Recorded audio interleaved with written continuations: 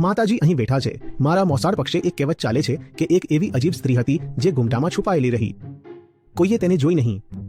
લગ્ન થઈ ગયા અને તે આવી ગઈ. પછી ખબર પડી કે આ તો મોટી ગરબડ છે. તો તે જીદ કરીને કહે છે, ભયો બ્યા મોર કરે હોકા.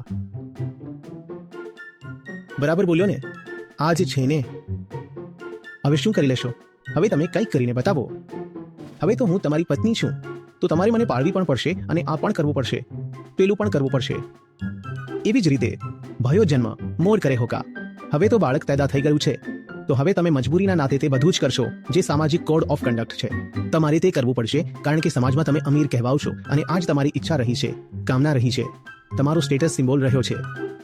તો તમારે હવે તમારા બાળકને પણ એક મોંઘી સ્કૂલમાં મૂકવું પડશે. આ તમે બાળક પર કોઈ ઉપકાર નથી કરી દીધો. આ તમારા અહંકારનું અનિવાર્ય પરિણામ છે. અને તમને ખબર છે, તમે જે સ્કૂલમાં જાઓ છો,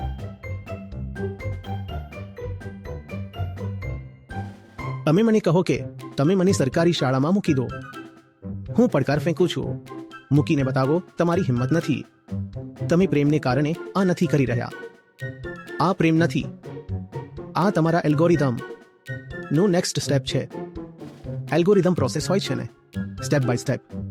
સાંકળની એક કડી પછી હવે આ થવાનું છે, પછી આ થવાનું છે, આ થવાનું છે. તો આ તમારા એલ્ગોરિધમનું નેક્સ્ટ સ્ટેપ છે. અને પ્રેમ ક્યારેય એલ્ગોરિધમિક નથી હોતો.